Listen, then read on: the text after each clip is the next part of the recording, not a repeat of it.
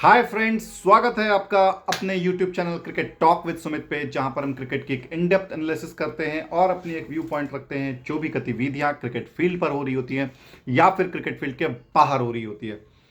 India versus New Zealand third T20I के हवाले से बात करेंगे।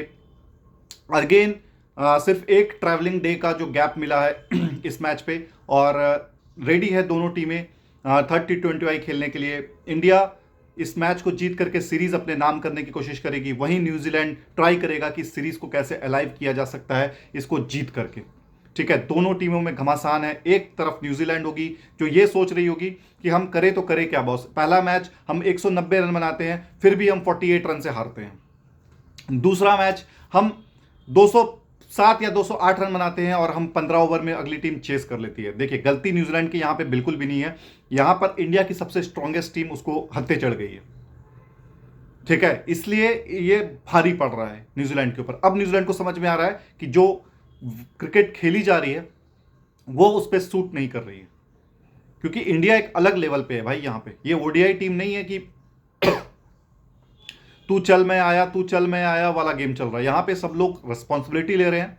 जिसको मौका मिल रहा है वो ये सोच में है कि यार मैं अपनी टीम में अपनी जगह पक्की कैसे बनाऊं। जब इस तरीके की मतलब नौबत आ जाती है ना, तो परफॉर्मेंस ऑटोमेटिक निकलता है। अब आप ये मार्क कर लो, ये मेरी वर्ड। अभिषेक शर्मा मैच में रन आए पहले मैच में, ईशान किशन दूसरे मैच में रन आए, उसके बाद सूर्य कुमार यादव दोनों मैचेस में रन आए, शिवम दुबे के रन आ चुके हैं, हार्दिक पांड्या के रन आ चुकी है, उसके बाद आपका रिंकू सिंह को के रन आ चुके हैं। बचे अब बस दो प्लेयर जिसके रन नहीं आए, एक है संजू सैमसन और दूसरा है अक्षर पटेल। और बिलीव मी, मुझे आज ऐसा गट फीलिंग लग रहा है कि आज संजू सैमसन का दिन हो सकता है, क्योंकि संजू सैमसन ये मौका गंवाना नहीं चाहेगा कि वो रन ना बनाए और टीम से बाहर हो, क्योंकि ईशान किशन रेडी है उस पोजीशन के लिए। क्योंकि तिलक वर्मा ऑटोमेटिक सिलेक्शन है। तिलक वर्मा जब भी फिट होंगे वो डायरेक्ट खेलने आएंगे, क्योंकि उसमें कोई इफ्स एंड बट्स नहीं, क्योंकि he brings the variety. He is a very good player, he is a very good fielder and he can be a very good off spinner too. ठीक है, वो एक पूरा कंप्लीट पैकेज लेकर आता है। और बात आती है सेंसिबल क्रिकेट खेलने के लिए, तो वो सेंसिबल क्रिकेट भी खेल सकता है, दो he is attacking by nature. ठीक है, तो न्यूजीलैंड को यहां पर सबसे पहले तो यह तय करना है कि उसको प्लेइंग 11 में क्या चेंजेस करने हैं। अब यहां पर उसके पास ऑटोमेटिक सिलेक्शन है जैकरी फोक्स, जो कि मतलब आउट ऑफ फॉर्म दिखे, नो कॉन्फिडेंस दिखा उस पर, तो उसकी टीम में जगह बन नहीं रही है। Straight in Kyle Jameson inter करेंगे यहाँ पे। Kyle Jameson already world cup के स्क्वाड में है ड्यू टू एडम मिलने के इंजरी होने से। अब एडम मिलने भाई, ये प्लेयर क्या है मेरे को समझ में नहीं आता यार। इसमें स्पेशल टैलेंट है भी कि नहीं है, क्योंकि इसका टेस्ट ही कभी नहीं हुआ। एडम मिलने जब भी फिट मतलब किसी भी स्क्वाड में जाता है ना, वो इंजरी हो जाती है उसको, full of injury, but still उसको इतने बार कम बैक्स और इतने बार मौके मिले। मैंने इतना कम बैक विथ इंजरी किसी को नहीं देखा। एक ही को देखा था, वो था सेन बॉन्ड। लेकिन उसमें टैलेंट था, वो जब भी खेलता था दिखाता था कि मैं कौन हूं। एडम मिलने का अभी तक मैं उस तरीके का नहीं देख पाया हूं। एडम मिलने का मैं नाम 2000 मेरे ख्याल से 12-13 से चल रहा है एडम मिलने का नाम वर्ल्ड क्रिकेट में। ठीक है, उसके साथ वाले रिटायर होकर चले गए भाई, दोनों चले गए घर। दोनों क्या, तीनों, बोल्ट, साउदी और आपका वैगनर, तीनों रिटायर होकर के घर बैठ गए। बट मिलने का समझ में नहीं आ रहा है। तो यहां पर जकारी फोक्स की जगह पे काइल जेमिसन का स्ट्रेट इन होगा। काइल जेमिसन यहां पे खेलते हुए नजर आएंगे। मैट हेनरी होंगे, जेकब डफी होंगे। तीन तो इनके पास पेसर ऑप्शन है। चौथा इनके पास डैरल मिचेल का सीम अप बॉलिंग कर सकते हैं। उसके बाद ग्लेन फिलिप्स है और दो स्पिनर आएंगे, मिचेल सैंटनर होंगे और इस सोडी होंगे। तो आर्सेनल तो पूरी है, लेकिन यहां पे जो बल्लेबाज सामने खड़े हैं ना, वो कुछ और ही लेवल पे गेम खेल रहे हैं। उनका सीधा कहना, भाई मेरे को 100-120 रन चलेगा, मैं मारते हुए 100-120 पे आउट हो जाऊं, कोई बात नहीं। बट अगली टीम जिस भी दिन मैं हमारे में से कोई भी स्कोर करेगा तो वो 240-250 पे जाएगा। ठीक है, हम चाहे चेस करें चाहे हम फर्स्ट बैटिंग करें, स्कोर ऑन द बोर्ड 250 होना चाहिए। उस अंदाज में खेलो। ठीक है, तो यहां पर टॉस जीतो, फर्स्ट बॉलिंग करो, क्योंकि यहां पर फिर से ड्यू का फैक्टर होगा। साउथ में, सॉरी, ईस्ट रीजन में मैच है, असम में, गुवाहाटी में, वहां पे ड्यू फैक्टर आएगा ही आएगा। और जब ड्यू फैक्टर आता है, ठीक है, ये वही मैच है जहां पर साउथ अफ्रीका ने हमें हराया था। सेकंड टेस्ट की बात करूं मैं तो यहां पर टीम इंडिया बैटिंग वाइज भी उतनी स्ट्रांग है जितनी बॉलिंग। अब अक्षर पटेल और जसप्रीत बुमराह, अगर अक्षर पटेल फिट है तो कुलदीप की जगह पे वो रिप्लेस करेंगे और जसप्रीत बुमराह हर्षित राणा की जगह पे आएंगे। तो ये जो टीम है ना, ये समझ में नहीं आ रहा लोगों को कि हम कैसे खेलें, क्योंकि बॉलिंग भी इनकी स्ट्रांग है, बैटिंग भी इनकी स्ट्रांग है, और कोई भी प्लेयर जो है ना, इसमें कम से कम 6 से 7 मैच विनर्स हैं। बॉलर में आप बात करूं तो बुमराह, हर्षदीप, वरुण चक्रवर्ती, तीनों मैच, मतलब बॉलर से, बॉलिंग से मैच विनर्स हैं। बैटिंग की बात करो तो अभिषेक शर्मा, हार्दिक पांड्या, उसके बाद आपका सूर्य कुमार यादव, तो ये सारे बैटिंग से मैच विनर्स हैं। सबसे बड़ा दाव जो है वो है संजू सैमसन के ऊपर। संजू सैमसन को हम लोगों ने बहुत बैक किया है, हम लोगों ने बहुत उस पर भरोसा किया है, उसने डिलीवर भी किया है इफ्स एंड बट्स में। बट अब जो प्लेयर है ना, जिसके उसका डायरेक्ट मुकाबला होगा, वो अब परफॉर्म कर चुका है। दैट टू 6 for 2 होने के बाद वो उस लेवल पे मैच खेलकर निकल गया, तो उसको बिठा पाना बहुत मुश्किल होगा मैनेजमेंट को। क्योंकि अब जब जब संजू सैमसन फ्लॉप होंगे ना, क्वेश्चन यही राइज होगा, why Ishan Kishan is not playing when he is fit, when he is playing like no one is playing. कोई और ही पिच पे वो बैटिंग कर रहा होता है। बासित अली पाकिस्तान के, वहां पर ईशान किशन को बोलते हैं ये डे वाला प्लेयर है। डे वाले प्लेयर से मैं आपको तारुफ करा दूं कि डे वाले प्लेयर को मतलब कि जिस दिन उसका दिन है वो चलेगा। भाई ये रिजवान नहीं है, मोहम्मद रिजवान नहीं है ये कि लेग लपेटू शॉट खेलता है ये। बॉल ही अब जब बॉलर उसको लेग स्टंप पे दे रहा है तो लेग साइड में ही मारेगा ना, वो ऑल चारों तरफ मारने वाला प्लेयर है भाई। उसके 200 रन है ओडीआईज में, दैट टू बांग्लादेश के अगेंस्ट में इन बांग्लादेश, और अगले मैच में वो ड्रॉप हुआ। वो बहुत ही स्पेशल और खतरनाक प्लेयर है ईशान किशन। उसको आप मत ये समझो कि भाई ये लेग लपेटू है। वैसे तो आप फिर आप बोलोगे कि जो हमारा पॉकेट डायनामाइट है ऋषभ पंत, वो भी लेग लपेटू है। भाई जिस तरफ की बॉल मिलेगी उसी तरफ मारेगा ना बैट्समैन। उसको क्या जरूरत है अपने तरकस के तीर दिखाने का कि नहीं मैं लेग वाले बॉल को ऑफ में मार रहा हूं। मतलब कुछ भी आपको लाइमलाइट में आना है तो कुछ भी बोल दो, कुछ भी बकवास कर दो, इस तरीके से नहीं होने वाला भाई। इंडिया इस मैच को उतनी ही सीरियस से खेलेगा कि जब तक वो न्यूजीलैंड के 5-0 पैंट नहीं उतारेगा ना, तब तक उसको चैन नहीं मिलेगा। और ये टीम दूसरे टीम को डराने वाली टीम है। खौफ, अगर देखो मिचेल सेंटनर ने बोल दिया ना आखिरकार कि इस टीम के अगेंस्ट में अगर आप 250 प्लस बना रहे हो तभी आप सेफ अपने आप को समझो, वरना आप सेफ नहीं हो। 8 में से कोई भी अगर खड़ा रह गया तो तबाही का दूसरा नाम है इंडियन बैटिंग ऑर्डर। मैं ज्यादा तारीफ नहीं कर रहा हूं, क्योंकि और ये भी नहीं कि कल हार गए तो मैं आपको पहले बता रहा हूं, या तो मारते हुए हम 120 रन पे ऑल आउट हो जाएंगे, या तो फिर अगर चले तो फिर 200-250 तक जाएंगे। ये वाली टीम है ये, तो इसके लिए आप तैयार रहना। कल क्रिकेट में ये आकर कोई ना कहना कि भैया आप तो इतना तारीफ कर रहे थे, इतना ये बोल रहे थे, ये तो 120-140 हो गए।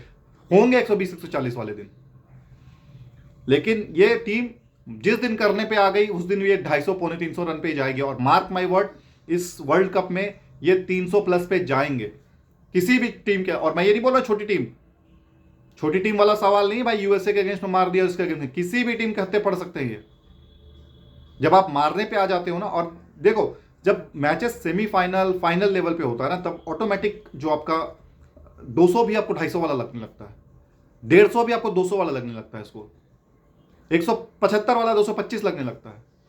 तो इस तरीके से आकलन होती है। कोई ना कोई हिट होगा, कोई ना कोई फ्लॉप होगा, लेकिन फ्री जो क्रिकेट खेलना होता है ना, वो इंडिया अभी खेल रही है इस वक्त, और ये मुकाम उसने हासिल किया है। हम भी 2007 के वर्ल्ड कप हारने के मतलब जीतने के बाद अगला 6-7 वर्ल्ड कप हम कुछ नहीं जीते।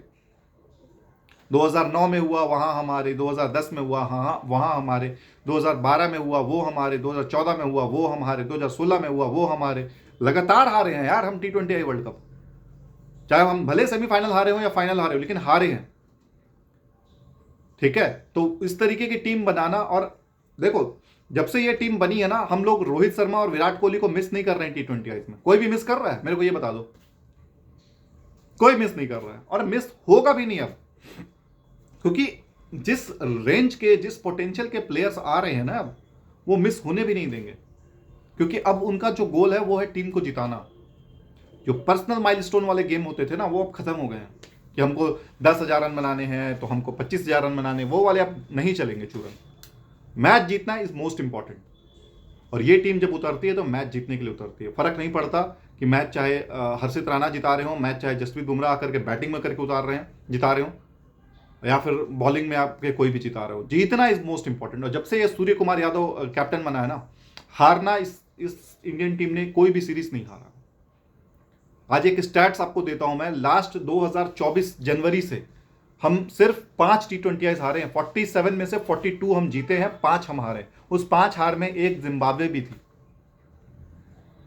जब शुभमन गिल की टीम लेकर के हम जिम्बाब्वे ट्रैवल करने गए थे। उसमें से एक मेरे ख्याल से ऑस्ट्रेलिया भी होगी, ठीक है। और यही उलट न्यूजीलैंड 2023 के जो 2024 के वर्ल्ड कप के बाद से ना ये एक भी मैच अभी तक ना इंग्लैंड से जीते हैं, ना आपका ऑस्ट्रेलिया से जीते हैं, और ना इंडिया से जीते हैं। न्यूजीलैंड एक भी मैच अभी तक नहीं जीती है वर्ल्ड कप के बाद से, इन तीनों टीम के अगेंस्ट में। 8 मैचेस टोटल खेले हैं, 5 हारे हैं, 3 शायद नो रिजल्ट रहा है। तो ये न्यूजीलैंड बन चुकी है। अब क्यों बनी है, किस लिए बनी है? क्योंकि वो उनका अलग क्वेश्चन है। कैप्टन उनका नया है, मिचेल सैंटनर कैप्टन बना, उसके पास वो स्किल नहीं है, या उसके पास वो तरीका नहीं है कि किस तरीके से टीमों को फंसाया जाए, किस तरीके से टीमों को चोक किया जाए, ठीक है। यही मिचेल सैंटनर हमारे जब टेस्ट मैचेस हो रहे थे तो खेला नहीं जा रहा था हमसे। वो अलग बॉल गेम है, रेड बॉल क्रिकेट अलग होती है, व्हाइट बॉल क्रिकेट अलग होती है। लेकिन जो पैशन प्लेयर्स आते हैं ना, तो बताते हैं कि भाई हम क्या हैं, क्या चीज़ है। होता है, सबका बुरा दिन आता है, कोई भी किसी भी दिन हम 200, 150, 250, 125 पे भी आउट हो सकते हैं, लेकिन हर दिन ऐसा नहीं होगा। 8 आउट ऑफ 2 टाइम्स हो सकता है, लेकिन 8 टाइम्स हम इसी तरीके से खेलेंगे। और ये दबाव, ये रुतबा, ये अर्न किया जाता है, कोई फ्री में नहीं देता है। आज ऑस्ट्रेलिया भी इंडिया से डरती है T20 में कि भाई ये टीम है जो कुछ भी कर सकती है, ठीक है। ऑस्ट्रेलिया भी जो आ रही है ना, वो पैट कमिंस और जॉस हेजलवुड अनफिट दोनों होकर के आ रहे हैं। अब दोनों में से कितने फिट हो पाते हैं, कितना रिदम बन पाता है, वो सारी चीजें देखने वाली होंगी। बट टूर्नामेंट बड़ा है, 4-5 मैचेस आपको ग्रुप स्टेजेस में मिलेंगे, ठीक है। उसके बाद तब तक आपकी टीम, आपकी बॉडी, आपका बॉडी लैंग्वेज, आपका बॉलिंग रिदम, सब कुछ वापस आ जाएगा।